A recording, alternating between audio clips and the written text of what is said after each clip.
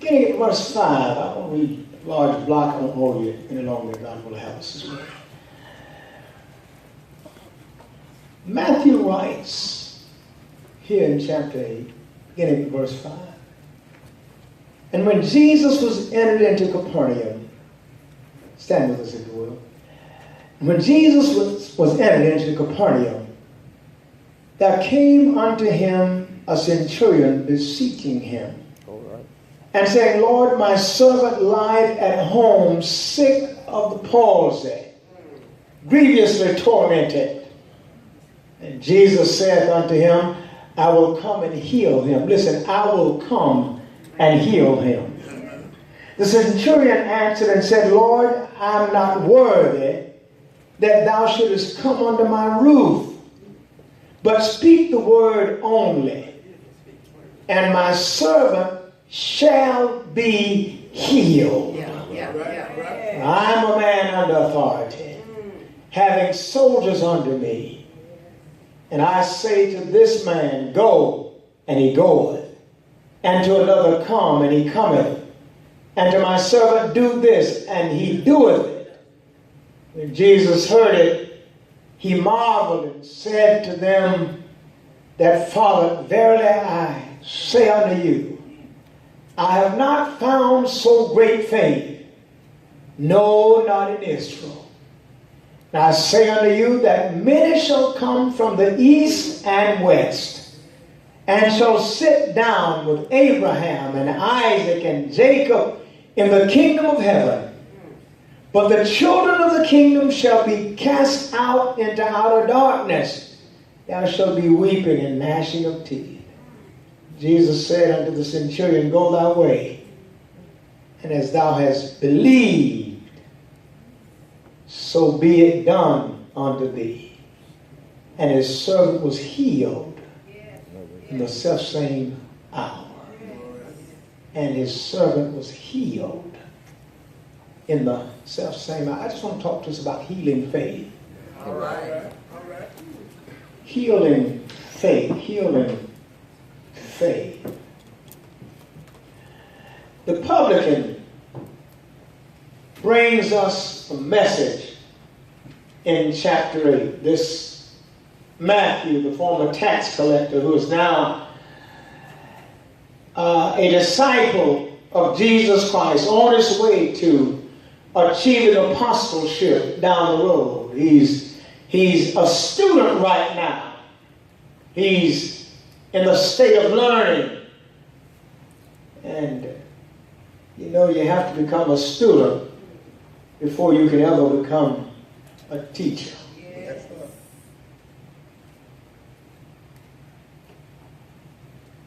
Bible says here in chapter 8 of Matthew,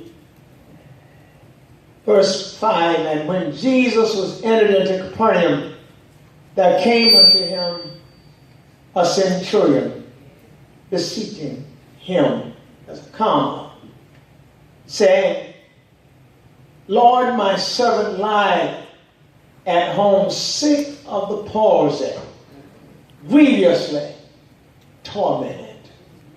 The palsy is one of those diseases that you can be walking down the street and just fall down, stumble, fall out, and either come back or not come back. But this man had been plagued with this disease for quite some time. One of the things that catches our attention is that his boss goes to the master. His boss, he doesn't send another servant to give Jesus a message. This man is so important to his leader that the leader takes it upon himself to go and visit Jesus on his part. Good followers always enter into the heart of good leaders. Any follower who is faithful in his or her calling I see you, sir. will always win the soul of their leader. All right, all right. No man can ever become a leader until he masters following. Talk, sir. One has to master following before they can ever become a leader. Yes, sir. This man, this follower, this servant of this centurion has won the heart of his master because undoubtedly he has always been obedient. He has always followed the instructions given. What master would leave a sick servant, not sending another servant to do it, but would take the mission upon himself to go and stand before the master on behalf of a servant? It's unheard of. Yeah. Especially in these times. Yeah, yeah. Because that's what servants did. Servants served and masters ruled. Yes, sir. This master, this centurion, this leader leaves it behind and chases after Jesus, not for himself, but he does it for another. Yes, sir. Yeah. He does it for a servant. He goes and finds Jesus. Goes to Capernaum. There came unto him this centurion, and he beseeched him, he begged him, saying, Lord, my servant lies at home sick of palsy. This disease will catch a person in a moment of strength and bring them down unto their stumbling and falling. They never know when it's coming. It captures them just at sundry times. You can be up right now, and the next thing you know, you're on the ground kicking and wheeling and rocking, and you're not able to stand on your own. You lose control of your faculties. For a leader, this is heart-wrenching. Then it becomes a mental problem because you don't know when it's going to show up. You don't know when you're going to stand before your troops to give an order, and all of a sudden your troops would have to pick you up from off the ground. You lose it. It's not only is it mind-boggling, but it's embarrassing. Can you imagine yourself standing before your squadron, telling them the orders of the day, and before you finish, you're on the ground, you're kicking and you're rolling, and you have not the ability to get up? This is centurion has developed a love for this man. Undoubtedly, he's faithful in his duties, in his responsibility. In fact, he might even be called irreplaceable for this season. Because in this time, you just didn't find men like this every day. And in these times, you don't find people like this every day. You have good friends, close friends. Cherish the relationship, because there's a difference in a passing relationship and an intimacy with someone you can trust. This man has developed a level of trust for his servant, so much so that he doesn't bother to send anyone. This mission is too important to pick another servant to send, because you don't know who covets the job this man has. You don't know who's working under his leadership that might covet his position and would do nothing to get him better, because I want him out so that I stand next in line to take his position. Instead, the centurion, the leader, takes it upon himself to go and to find Jesus. I pondered this for a moment, because this man had to have faith in Jesus to leave his servant to go and find Jesus. This man had to believe that Jesus was not just a figment of someone's imagination. He had to believe that Jesus was a truly divine healer. He had to believe that whatever was wrong with his servant, that if he could get to where Jesus was, the problem could come to resolution. He believed that Jesus was able to heal this man. Whatever the situation was, he knew that Jesus had the power to heal. I would say to us right now, many of us are stuck in conditions. We grew up in the church, baptized, most of us, at 12 years old. Because that's what the old folk used to tell you, on your own now. You done got 12, you're on your own, and they got that because Jesus took to his mission at 12 years old. So every one of us, especially us boys, you know you're 12 years old. You're responsible for your own life now. They would tell us, I don't know if anybody else is old enough to, but they would tell us that back then. At 12, I hurried up and got baptized. Didn't want to go to hell. They talked about hell all around me, and I felt safe as long as I was living. But when it got 12, I got to shaking in my shoes. Because if anything happened, I'm hell bound, according to the old folk. And I believed them. I trusted them. They said, when you get 12, you better go on and get baptized because you're on your own. I ain't responsible for your sins no more. And when I became responsible for my sins, I thought it was time to go on and tell the Lord I'm sorry and get baptized. But the Lord takes this thing, he takes and gets on this centurion, gets on this mission to where Jesus is. First of all, in order to find him, in order to go in search of him, one has to believe that he can do exactly what he said. Yeah. He has to believe that the only person on the planet right now who can do me any good is Jesus.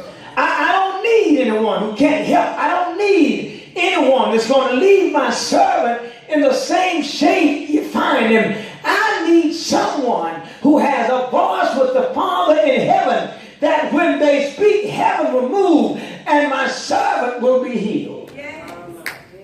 I've got to find Jesus. This man has developed what I call a healing faith. Now I believe that anyone in the building can develop a healing faith. It takes something, however, working on the inside of us to believe that Jesus Christ is the same today, tomorrow. He's the same as he was yesterday. He's still a healer.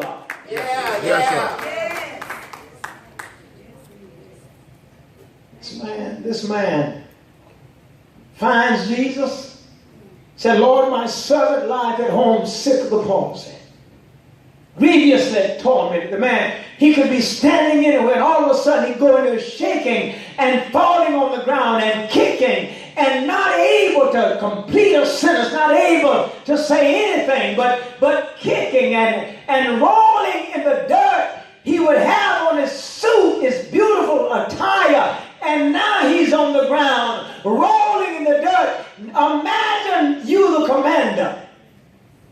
All of a sudden, the folk you're commanding are having to pick you up off the ground. You lose it.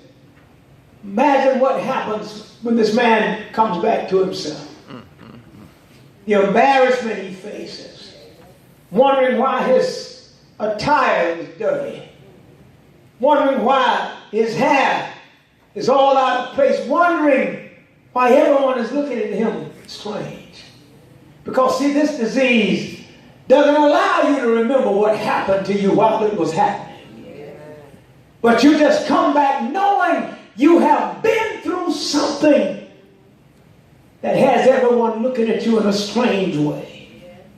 This man, this awesome, undoubtedly leader, whose master loves him so deeply that whatever it takes to get him to where Jesus is, or to get the Lord to speak something over him, this leader is willing to do it. And said, Lord, my servant lieth at home sick of the palsy, grievously tormented.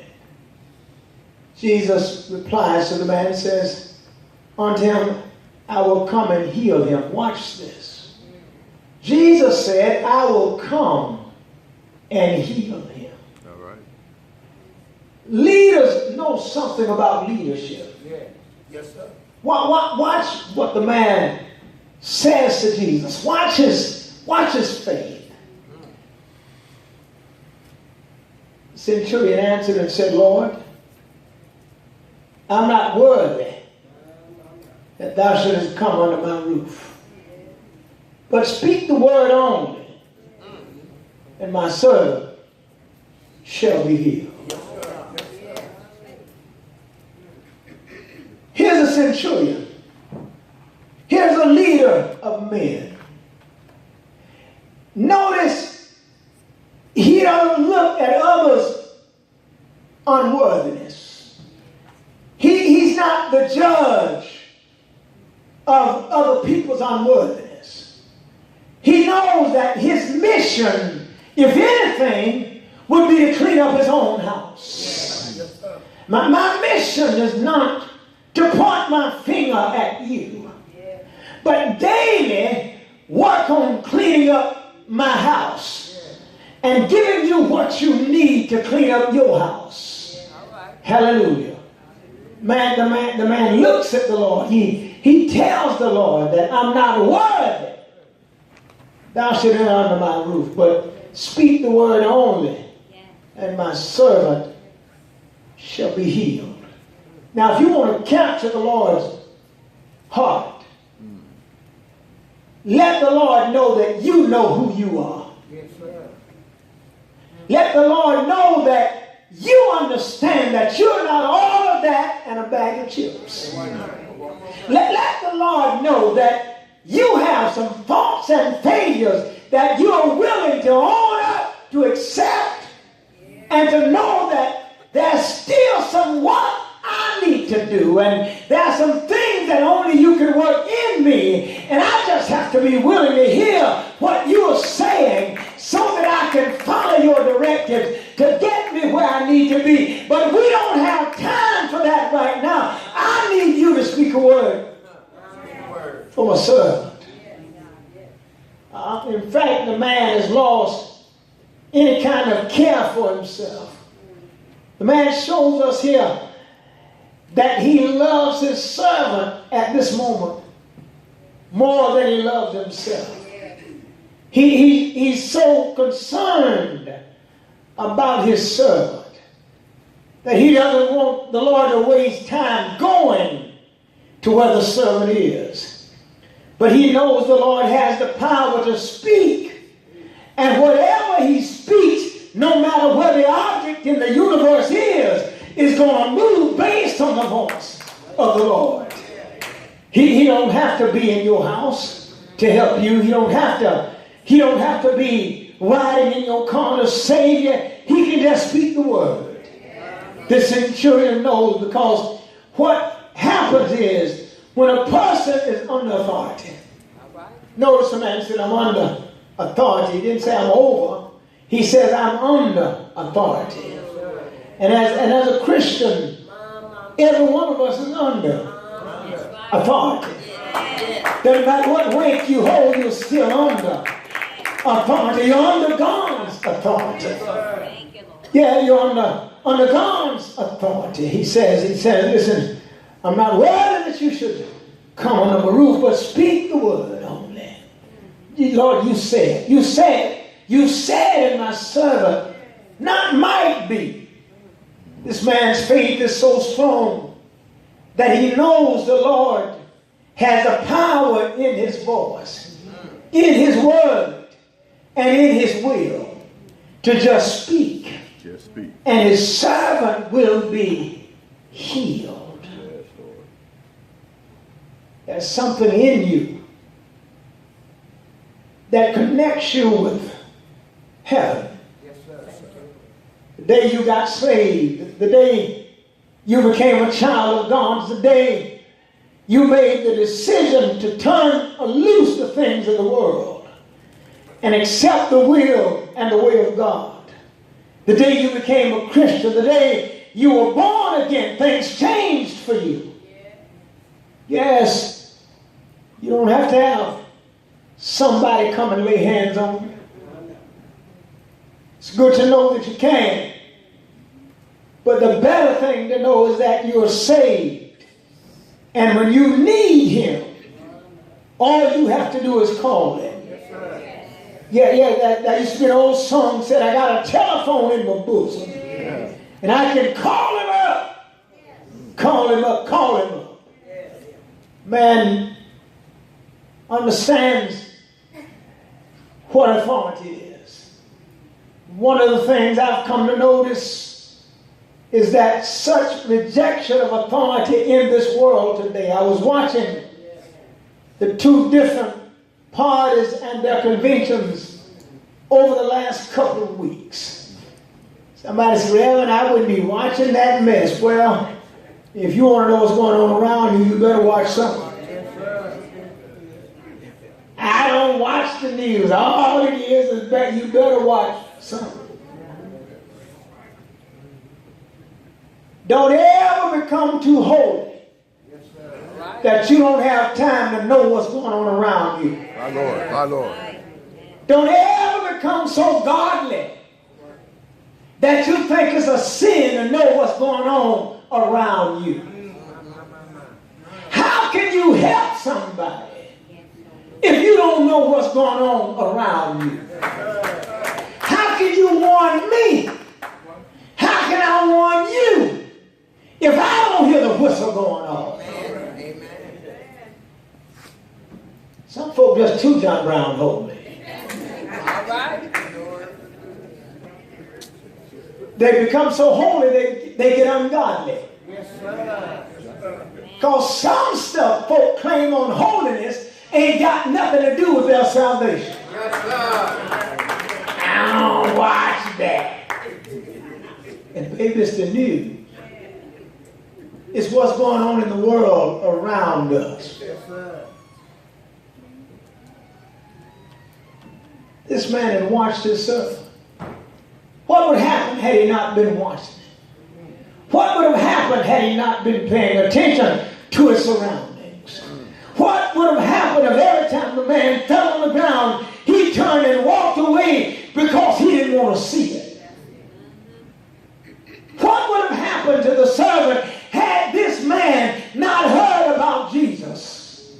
Had he shut his ears up every time somebody said something about there's a man that's giving sight to the blind, there's a man that's raising the dead, there's a man that's causing the living. What would have happened had this man not listened to the news of Jesus? What would have happened? It wasn't that he'd been with the Lord, but nephew had heard about him. What was not heard about him? Yes, sir. Wasn't that he had seen all the miraculous works that the Lord had done. But he heard. But he heard about it. Now that he sees something that the natural medicine and the doctors can't do anything about. His servant now is in a position that causes him to find his way to Jesus Christ. Yes, sir. Now I want to tell us, every one of us in this building right now will have something take place in our lives that will cause us to find our way to Jesus Christ. You're not here this morning haphazardly. You're not here just because this is your church membership. You're not here just to hear another sermon preached. Yes, sir. Just to see the failure or the success of the preacher. You're here because God has a word for you. God gives us, if He doesn't give us but one point in the sermon, it's going to be a point that we need throughout the course of our lives. times. All right. This centurion has found out about Jesus not through his following him, but the news had gotten out about this man who was able to heal people. So this ruler decides, in light of the fact that I don't know anybody else around here, we've already tried the doctors around here, and no one has been able to do anything about my servant's condition. But I've heard about a man named Jesus, and it doesn't matter the distance between he and I. I'm going to take the time now to find my way to where Jesus is. So the man goes on an all-out search to find the Master. When he finds the Lord, he says to him, I'm not worthy that thou shouldest come under my roof, but speak the word only, and my servant shall be healed. For I'm a man under authority, having soldiers under me. And I say to this man, go, and he goeth, and to another come, and he cometh, and to my servant do this, and he doeth it. When Jesus heard it, he marveled and said to him that followed, verily I say unto you, I have not found so great faith, no, not in Israel. I want to park here for just a moment because what the Lord is saying, I've done the greatest of my work in Israel, and I have not seen this kind of faith. Yet I raised the dead over in Israel, and I have not seen this kind of faith. Yes, I've unstopped deaf ears in Israel, and I have not found so great a faith. I've called the lame to get up and begin to run, but in Israel I have not seen so great a faith. Yeah. But I can hear him say now, and I say unto you, that many shall come from the east and the west, and shall sit down with Abraham and Isaac and Jacob in the kingdom of heaven. But the children of the kingdom shall be cast down in the outer darkness. There shall be weeping and gnashing of teeth. What's the Lord taking this discourse to? He's taking the discourse to the power of the centurion's faith. The Lord said, I've been all over Israel, and I've preached every nook and cranny of Israel. I've gone as far as raising the dead and giving sight to the blind, but still I've never seen this kind of faith. No, not in Israel. I heard the Lord say, I will go with you. The man said to him, no, Lord, you don't have to go. I'm not worthy that you could enter into my house. Stand where you are. All you gotta do is just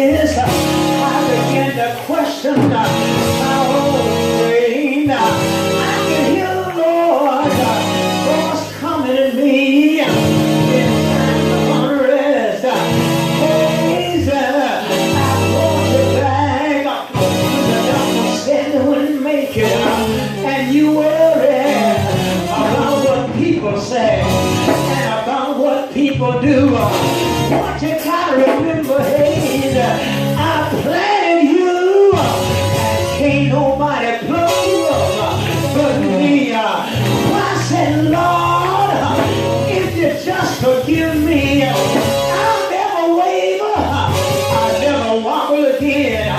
I'm gonna stand until you call me home. Anybody here gonna trust in the Lord? Anybody here who know my Jesus? Anybody here who know my Lord? Say yeah. Watch what he does. And shall be healed. Went on home. Somebody said, Lord, your servant is healed. What time, what hour was it? Did you wake up? It was about the third hour. The same hour that the Lord said, your servant is healed. On your way out of here, you might have an unsaved son or an unsaved daughter. You might have a wretched friend in there. You might have some ditch diggers and some backbiters. But tell the Lord, Lord, feel the head all around me. Protect me every day. Anybody know him? I just want to ask you one thing. On my way out of here, is there anybody here who know my Lord? Is there anybody here who know my Savior? Say yeah. Say yeah. Say yeah. Won't he save? Won't he deliver? Won't he make free? Oh, yes. He's all right. He's all right.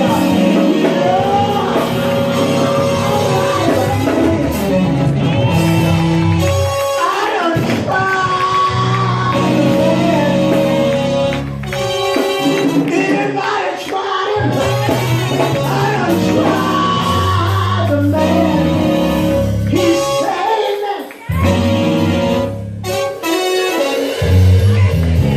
He is a healer. Just speak the word. Heal in faith. Heal in faith. This is what the centurion had. He had healing faith. How many of you been wrestling with something? Reverend, I just can't get over this. And why? Have you talked to God about it?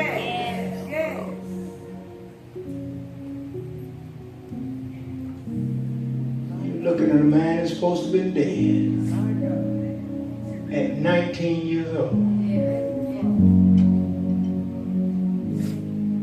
I sure hope I don't look dead. I just know he's able. He can reach your unsaved children. I was over digging black a couple of days ago.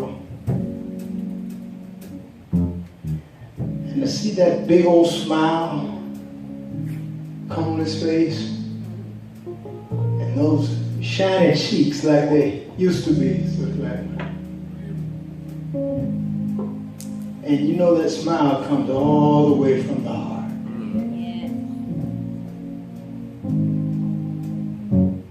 On the other hand, I stood by the bedside of a long-term man. And God called home last night. But what we learned is that no matter what the situation, your God can handle it. Your God can handle it. Do you know what it feels like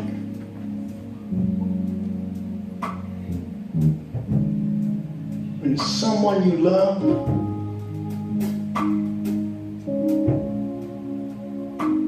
and they're no longer their self anymore, but the joy you get when you walk in the room and they know who you are. They lose a whole lot of folk, but they know you. That's love, y'all. That's love. Yes, it is. Yes, it is. Praise God. What a feeling. God has so many ways of letting us know He is with us. He's not mad at you. He loves you. And He cares for you. Sure, we've been mess up all the days of our lives. That's why Jesus died, so that we could be forgiven. And when you ask Him, you forgive Him. So I have to keep on asking. And I keep on getting forgiven. And I keep on trusting. That's what you have to learn to do. Keep on asking. He'll keep on forgiving. Keep on trusting. You'll keep on making your way through. Keep on running your race, no matter what perils get in the way. Keep on doing what you do. Finally undone. Give God all of your trust, and then lay your mind in His hand. You don't have to tell people to go to hell no more, because God got them. He'll make them wish they were there. You just do what you're supposed to do. You talk about miserable characters, and folk can't get to you. They get miserable. Let them get miserable. You be happy, because you're God's child. Amen. When you're God's child, stuff just kind of roll off of it. As God's child, you got too much to do to worry about what people say. Amen. You got a job in front of you. You got souls that need saving, and you got to touch these lives. Because God has called you out. He didn't call you just for your salvation, but He called you that others through you might get saved. Hello, somebody. There might be someone in this house next to you right now that is waiting for that salvation. Jesus Christ is calling your name. You're among the unsaved. There's no time like the present to say yes to Jesus. I wouldn't let this moment pass me by. He's on his way to your house. He's touching you right now. Whatever it is that's trying to contaminate your house, He has it under control. The centurion said, you don't have to go. All you have to do is speak the word. He's speaking the word right now over your house. He's speaking the word over your family. Your wife, your children, your sons, your husbands, your daughters, your nieces and nephews, your sisters and your brothers. Speak a word over your family. And watch the Lord handle the business. One of our members left to go to Fort Wayne, Indiana, to see our son and family. I was excited about them going to Fort Wayne. I said, tell them to go to Mount Calvary. Tell Pastor Nicholson and Pastor Hayes sent them. They're my children. Tell them to take care of them. They went back. Found out that my buddy had passed that weekend, that Friday. Wow. And I got the news through them. It was a heartbreaking moment. But at the same time, they got a chance to meet Miss Dot, some of the members of that church. it connected them to someone who knows where to go.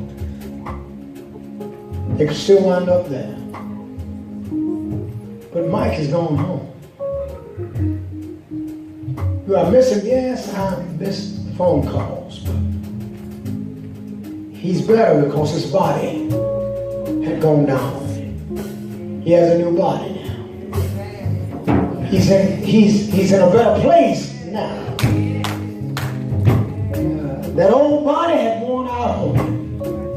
And every one of us will go through that if we stay here long enough. This old you ain't what he used to be. None of us is. But God remains constant. Today, I say to any unsaved person, when you let Jesus in your life, it's the greatest experience you'll ever have.